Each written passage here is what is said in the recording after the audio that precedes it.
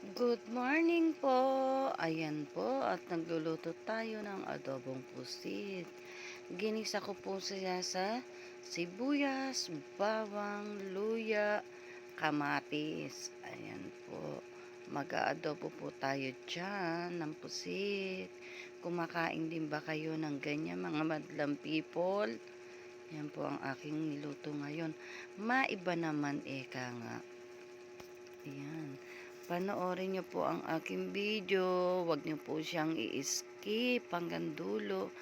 Paki-like and share na rin po siya. Maraming salamat po. God bless.